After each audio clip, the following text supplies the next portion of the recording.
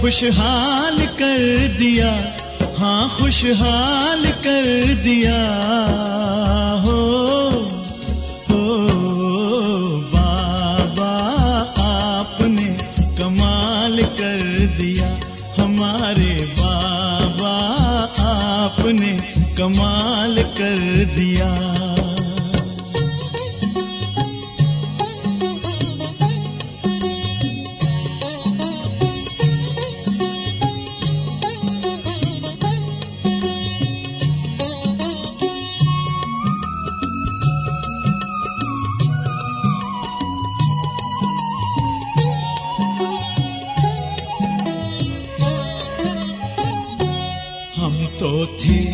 उलझन में मार्ग बताया आपने, हम तो थे उलझन में मार्ग बताया आपने, हम तो थे गफलत में आके जगाया आपने, हम तो थे गफलत में आके जगाया आपने। आपकी मीठी दृष्टि ने हमको निहाल कर दिया, हाँ निहाल कर दिया हो बाबा आपने कमाल कर दिया, हमारे बाबा ओ प्यारे बाबा आपने कमाल कर दिया।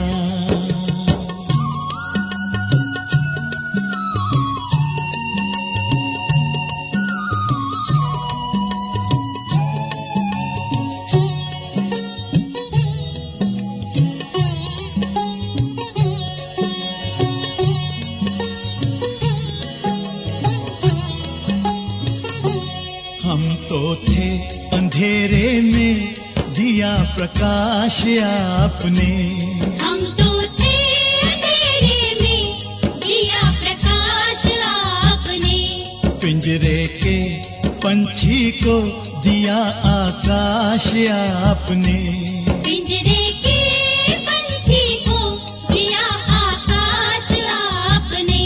आपकी शुभ आशीष ने हमको माला माल कर दिया, हम माला माल कर दिया हो बाबा आपने कमाल कर दिया, हमारे बाबा ओ मीठे बाबा आपने कमाल कर दिया।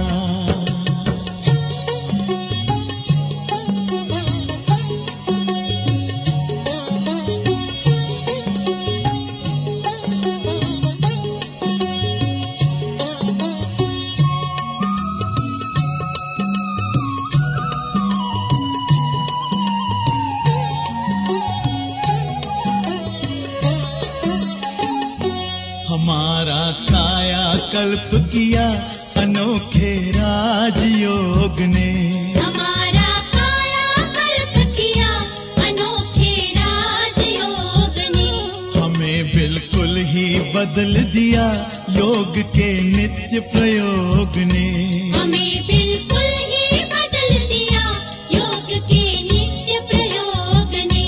आपकी शुभ शिक्षा ने हमको बेमिसाल कर दिया, बेमिसाल कर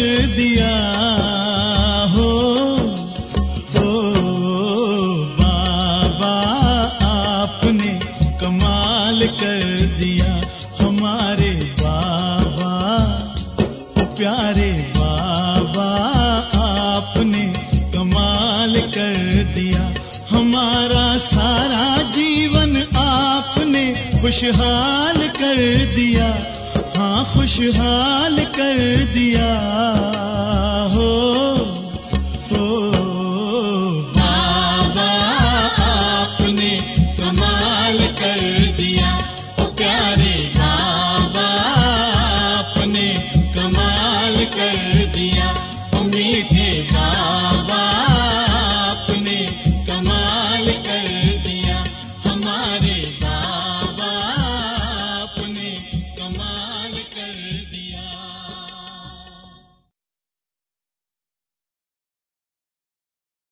ఓం శాంతి. మురళీ డేట్ 17/5/2025. మధురమైన పిల్లలారా, నేను పుష్పం వలె అయ్యానా? దేహ అహంకారం వల్ల ముళ్ళులా అవ్వడం లేదు కదా. స్వయాన్ని చూసుకోండి. మిమ్మల్ని ముళ్ళు నుండి పుష్పాలుగా చేసేందుకే తండ్రి వచ్చారు. ప్రశ్న: ఏ నిశ్చయం ఆధారంతో తండ్రిపై ఎడతెగని ప్రేమ ఉండగలదు? మొట్టమొదట స్వయాన్ని ఆత్మ అని నిశ్చయం చేసుకుంటే తండ్రిపై ప్రీతి ఉంటుంది. నిరాకార తండ్రి ఈ భాగ్యశాలి రథంలో విరాజమానమై ఉన్నారు. వారు మనల్ని ఇతని ద్వారా చదివిస్తున్నారనే నిశ్చయం కూడా పూర్తిగా ఉండాలి. ఎప్పుడు ఈ నిశ్చయం తెగిపోతుందో అప్పుడు ప్రేమ తగ్గిపోతుంది. ఓం శాంతి. ముళ్ళ నుండి పువ్వులుగా తయారు చేసే భగవాను వాచ లేక తోటమాలి అయిన భగవాను వాచ. మనం ఇక్కడకు ముళ్ళ నుండి పువ్వులుగా అయ్యేందుకు వచ్చామని పిల్లలకు తెలుసు.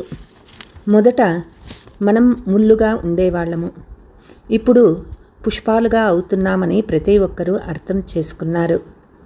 పతిత పావన రండి అని తండ్రిని చాలా మహిమ చేస్తారు. వారు నావికుడు, తోటమాలి, పాపకటేశ్వరుడు చాలా పేర్లతో పిలుస్తారు. కానీ అన్ని స్థానాలలో చిత్రం ఒక్కటిగానే ఉంది. జ్ఞానసాగరుడు, సుఖసాగరుడు అని వారి మహిమను కూడా గానం చేస్తారు. మనం తండ్రి వద్ద కూర్చొని ఉన్నామని ఇప్పుడు మీకు తెలుసు. ముళ్ళ రూపీ మనుష్యుల నుండి ఇప్పుడు మనము పుష్పాల రూపీ దేవతలుగా అయ్యేందుకు వచ్చాము. ఇదే ముఖ్యమైన ఉద్దేశ్యము. మాలో దైవీ గుణాలు ఉన్నాయా? నేను సర్వగుణ సంపన్నంగా అయ్యానా అని ఇప్పుడు ప్రతి ఒక్కరూ తమ మనస్సులో చూసుకోవాలి. ఇంతకుముందు దేవతల మహిమను గానం చేసేవారు, స్వయాన్ని ముళ్ళుగా భావించేవారు నిర్గుణలైన మాలో ఏ గుణాలు లేవు అని అనేవారు. ఎందుకంటే పంచవికారాలు ఉన్నాయి. దేహాభిమానం కూడా చాలా కఠినమైన అభిమానమే. స్వయాన్ని ఆత్మగా భావిస్తే తండ్రి పైన కూడా చాలా ప్రేమ ఉంటుంది. నిరాకార తండ్రి ఈ రథంలో విరాజమానమై ఉన్నారని ఇప్పుడు మీకు తెలుసు. ఈ నిశ్చయంలో ఉంటూ ఉంటూ మళ్ళీ నిశ్చయం తెగిపోతుంది. మేము శివబాబా వద్దకు వచ్చాము. వారు భగీరథుడైన ప్రజాపిత బ్రహ్మ శరీరంలో ఉన్నారు. ఆత్మలైన మనమందరి తండ్రి ఒక్క శివబాబాయే. వారు ఈ రథంలో విరాజమానమై ఉన్నారు. మీరు చెప్తారు, ఇందులో పూర్తి పక్కా నిశ్చయం ఉండాలి. ఇందులోనే మాయా సంశయంలోకి తెస్తుంది. కన్య పతితో వివాహమైనప్పుడు అతనితో నాకు చాలా సుఖం లభిస్తుందని అనుకుంటుంది.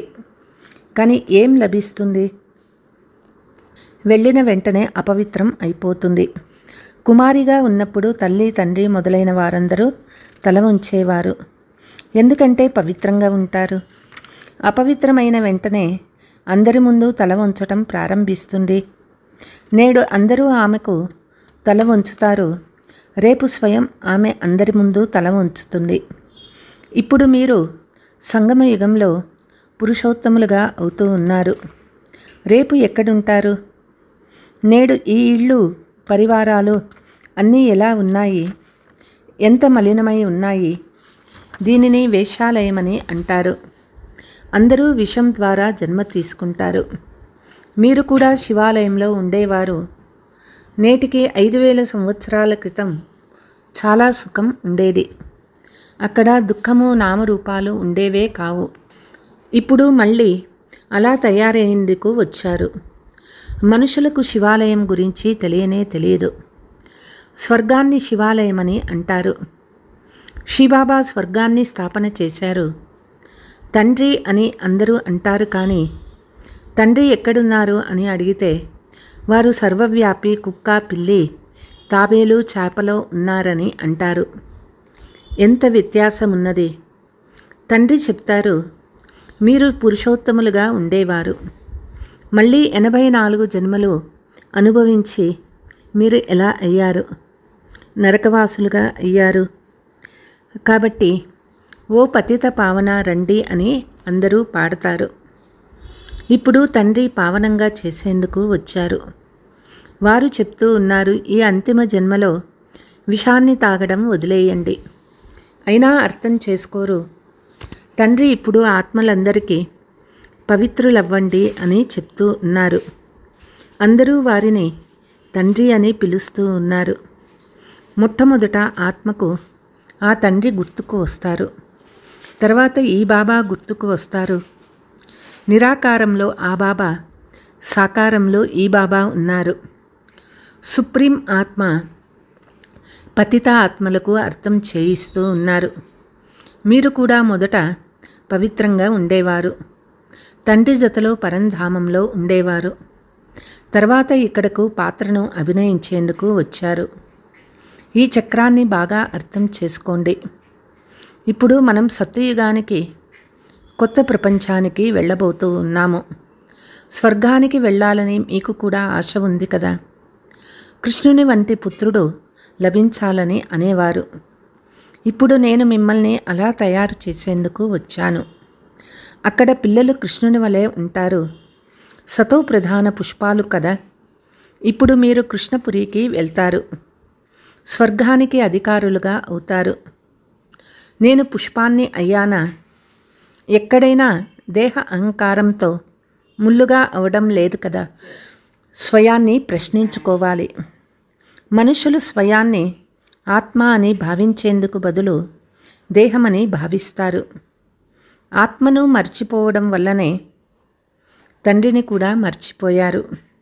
తండ్రిని తండ్రి ద్వారా తెలుసుకోవడం వల్ల తండ్రి నుండి వారసత్వం లభిస్తుంది. బేహద్దు తండ్రి నుండి ఆస్తి అందరికీ లభిస్తుంది. ఆస్తి లభించని వారు ఒక్కరు కూడా ఉండరు.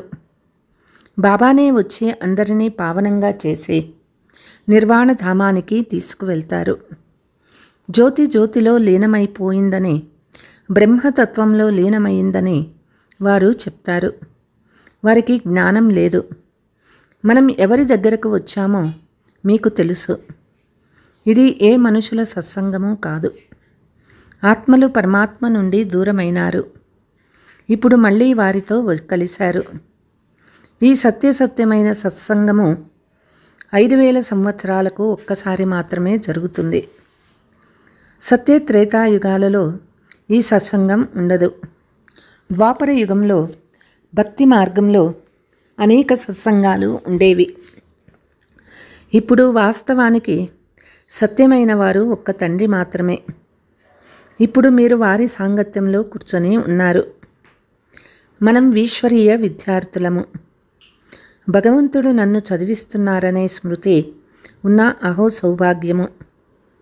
మన తండ్రి ఇక్కడున్నారు.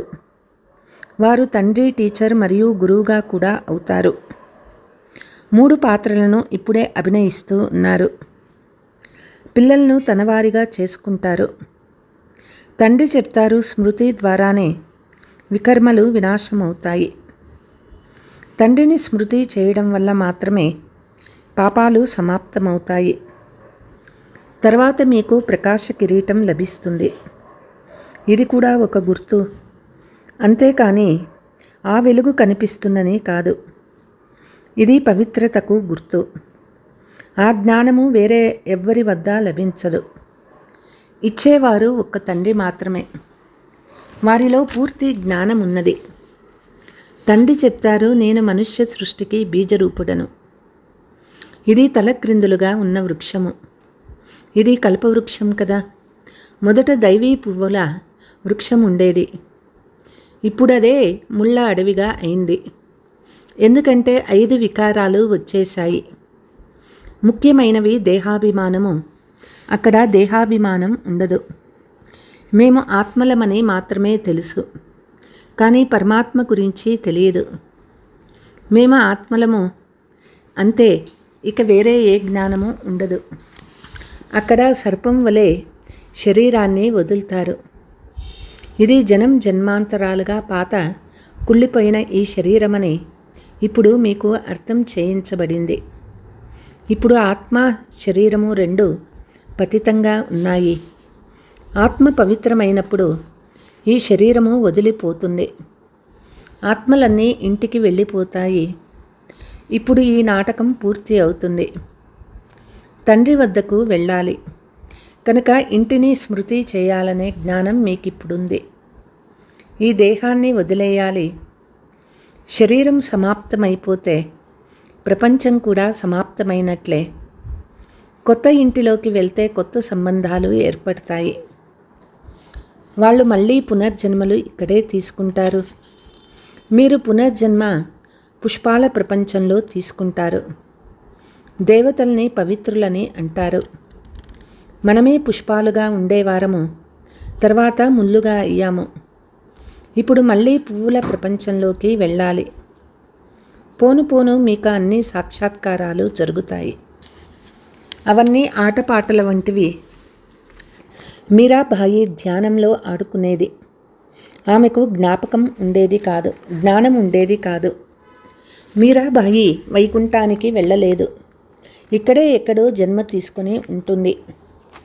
ఈ బ్రాహ్మణ కులంలో ఉన్నట్లయితే ఇక్కడే జ్ఞానం తీసుకుంటూ ఉండేది. నృత్యం చేసినందున వైకుంఠానికి వెళ్ళిపోయిందనే కాదు. అలా అయితే చాలామంది నృత్యం చేసేవారు.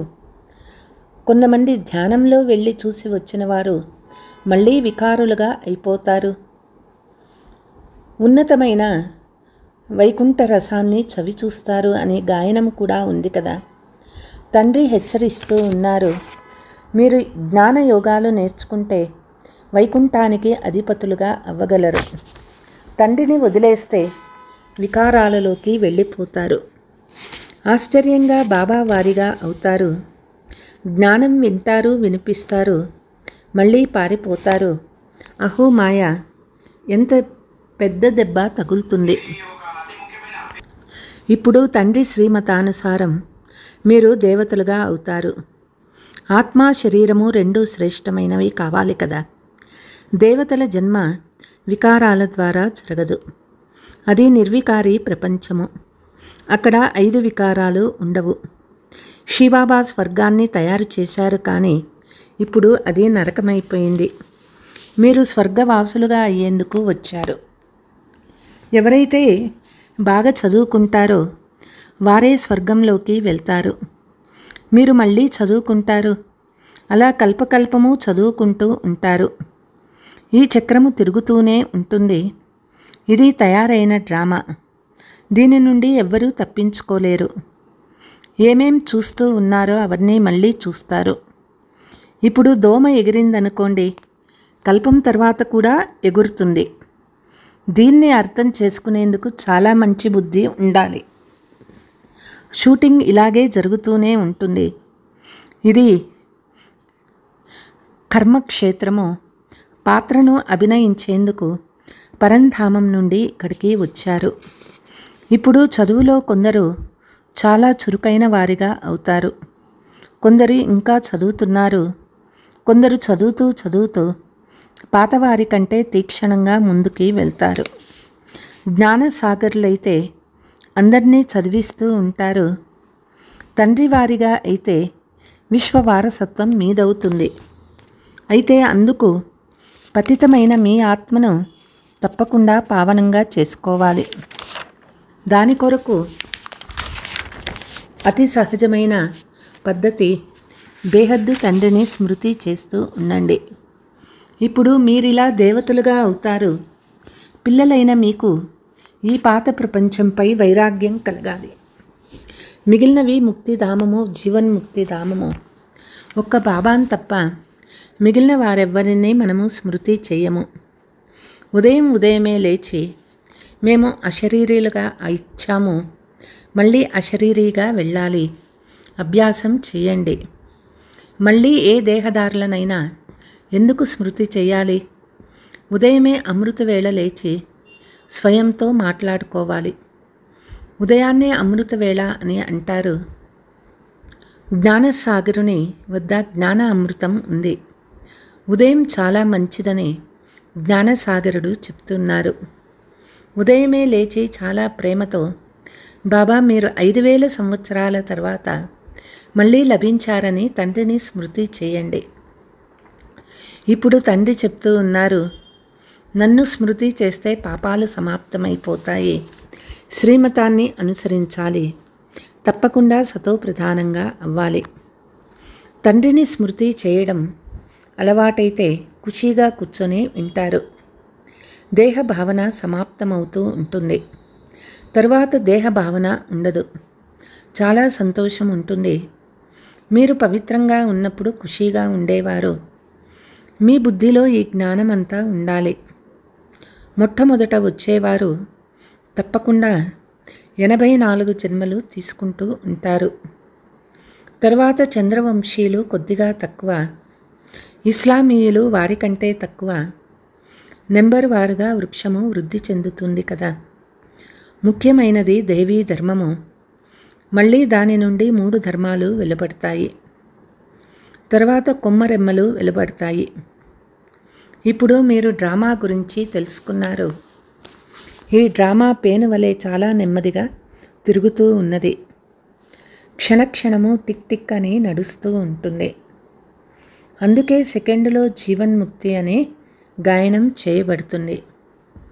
ఆత్మ తన తండ్రిని స్మృతి చేస్తుంది. బాబా మేము మీ పిల్లలము, మేము స్వర్గంలో ఉండాలి, మరి నరకంలో ఎందుకున్నాము? తండ్రి స్వర్గ స్థాపన చేసేవారు, నరకంలో ఎందుకు పడ్డాము? తండ్రి అర్థం చేయిస్తూ ఉన్నారు.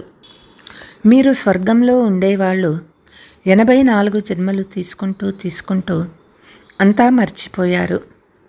ఇప్పుడు మళ్ళీ నా మతాన్ని అనుసరించండి. తండ్రి స్మృతి ద్వారానే వికర్మలు వినాశమవుతాయి. ఎందుకంటే ఆత్మలోనే మలినం చేరుతుంది. శరీరము ఆత్మకు ఆభరణం వంటిది. ఆత్మ పవిత్రంగా ఉంటే శరీరం కూడా పవిత్రమైనదే లభిస్తుంది. మనం స్వర్గంలో ఉండేవారమని మీకు తెలుసు. ఇప్పుడు మళ్ళీ తండ్రి వచ్చారు కనుక వారి నుండి వారసత్వం పూర్తిగా తీసుకోవాలి కదా. 5 వికారాలను వదలాలి, దేహాభిమానాన్ని వదలాలి. పని పాట చేసుకుంటూ తండ్రిని స్మృతి చేస్తూ ఉండండి. ఆత్మ తన ప్రియతముణ్ణి అర్ధకల్పం నుండి స్మృతి చేస్తూ వచ్చింది. ఇప్పుడు ఆ ప్రియుడు వచ్చి ఉన్నారు. వారు చెప్తూ ఉన్నారు, కామచితిపై కూర్చొని నల్లగా అయిపోయారు. ఇప్పుడు మళ్ళీ సుందరంగా చేసేందుకు వచ్చారు. దాని కొరకే ఈ యోగాగ్ని చితి ఉంది. జ్ఞానాన్ని చితి అని అనరు, యోగాన్ని చితి అని అంటారు. స్మృతి అనే చితిపై కూర్చుంటే వికర్మలు వినాశమవుతాయి. జ్ఞానము నాలెడ్జ్ అని అనపడుతుంది. తండ్రి మీకు సృష్టి ఆది మధ్యాంత జ్ఞానాన్ని వినిపిస్తూ ఉన్నారు. ఉన్నతోన్నతమైన తండ్రి, తర్వాత బ్రహ్మ విష్ణు శంకర్లు, తర్వాత సూర్యవంశం వారు, చంద్రవంశం వారు, తర్వాత ఇతర ధర్మాల బైఫ్లాట్లున్నాయి. వృక్షము ఎంత పెద్దదిగా అవుతుంది. ఇప్పుడు ఈ వృక్షానికి పునాది లేదు. అందువల్ల వటవృక్షాన్ని ఉదాహరణగా ఇప్పుడు ఇచ్చినారు. దేవీ దేవత ధర్మము ప్రాయలోపమైపోతుంది. ధర్మభ్రష్టులుగా కర్మభ్రష్టులుగా అయిపోతారు. ఇప్పుడు పిల్లలు మీరు శ్రేష్ఠులుగా అయ్యేందుకు శ్రేష్ఠ కర్మలు చేస్తారు. మీ దృష్టిని పవిత్రంగా చేసుకుంటున్నారు. మీరిప్పుడు భ్రష్ట కర్మలు చేయరాదు. ఎలాంటి కుదృష్టి ఉండరాదు. మేము లక్ష్మిని వరించేందుకు యోగ్యులుగా అయ్యామా? మేము స్వయాన్ని ఆత్మగా భావించి తండ్రిని స్మృతి చేస్తూ ఉన్నామా? స్వయాన్ని పరిశీలించుకోండి. రోజు మీ లెక్కాచారాన్ని చూసుకోండి. పూర్తి రోజులో దేహాభిమానంలోకి వచ్చి ఏ వికర్మలు చేయలేదు కదా. అలా చేస్తే శిక్ష 100 రెట్లుగా అయిపోతుంది. మాయా చార్ట్ కూడా ఉంచనివ్వదు. 2, 4 వ్రాసి మళ్ళీ వదిలేస్తారు. తండ్రికి చింత ఉంటుంది కదా, దయ కలుగుతుంది. పిల్లలు నన్ను స్మృతి చేస్తే వారి పాపం సమాప్తమైపోతుంది. ఇందులో శ్రమ ఉన్నది. స్వయానికి నష్టం కలిగించుకోరాదు. జ్ఞానమైతే చాలా సులభము, మంచిది. अच्छा, मीठे मीठे सिकीलते बच्चों प्रति मात पिता बाप दादा का याद प्यार और गुड मॉर्निंग. रूहानी बाप की रूहानी बच्चों को नमस्ते. हम रूहानी बच्चों की रूहानी मात पिता बाप दादा को याद प्यार गुड मॉर्निंग, नमस्ते नमस्ते. ఉదయమే అమృత వేళలో లేచి తండ్రితో మధురాతి మధురంగా మాట్లాడాలి. అశరీరీగా అయ్యే అభ్యాసం చేయాలి. బాబా స్మృతి తప్ప ఇతరమేది స్మృతి రాని విధంగా గమనముంచుకోవాలి. మీ దృష్టిని చాలా శుద్ధంగా పవిత్రంగా చేసుకోవాలి. దైవీ పూల తోట తయారవుతూ ఉంది కాబట్టి పుష్పాలుగా అయ్యేందుకు పూర్తి పురుషార్థం చేయాలి. ముళ్ళులా తయారవ్వరాదు. వరదానము: మీ పవర్ఫుల్ స్థితి ద్వారా మనసా సేవ యొక్క సర్టిఫికేట్ ప్రాప్తి చేసుకునే స్వ అభ్యాసి భవ. విశ్వానికి లైటు మరియు మైట్ యొక్క వరదానం ఇచ్చేందుకు అమృతవేళ స్మృతి యొక్క స్వ అభ్యాసం ద్వారా పవర్ఫుల్ వాయుమండలాన్ని తయారు చేయండి. అప్పుడు మనసా సేవ యొక్క సర్టిఫికేట్ ప్రాప్తిస్తుంది. చివరి సమయంలో మనసా ద్వారానే దృష్టితో తృప్తిపరిచే తమ వృత్తి ద్వారా వారి వృత్తుల పరివర్తన చేసే సేవ చేయాలి. మీ శ్రేష్ఠ స్మృతి ద్వారా అందరినీ సమర్థంగా చేయాలి. ఎప్పుడైతే ఇలా లైట్ అండ్ మైట్ ఇచ్చే అభ్యాసం అవుతుందో అప్పుడు నిర్విఘ్న వాయుమండలం తయారవుతుంది. అంతేకాక ఈ కోట శక్తివంతంగా అవుతుంది. స్లోగన్: ఎవరైతే మనసా వాచా కర్మణ 3 సేవలు జతజతలో చేస్తారే వాళ్ళే తెలివిగలవారు అవుతారు. చ ఓం శాంతి.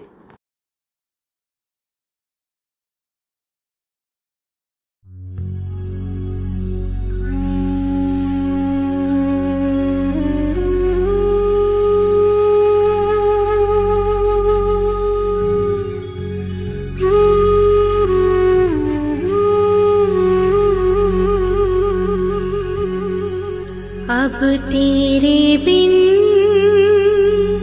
एक पल ना बीते बाबा, अब तेरे बिन एक पल ना बीते बाबा.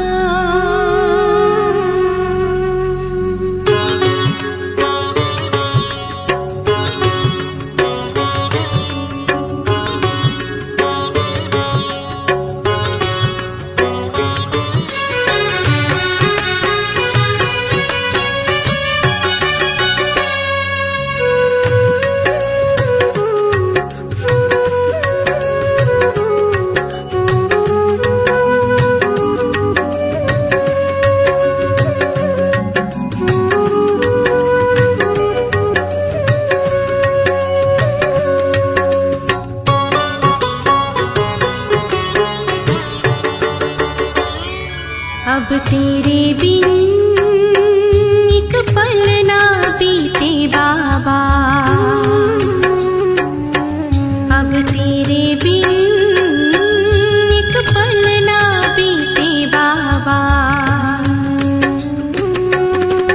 किस्मत ने है तुझसे मिलाया, देखे अब ये तेरा ही साया. सदियों से तुझको ही ढूंढते थे बाबा, बाबा. अब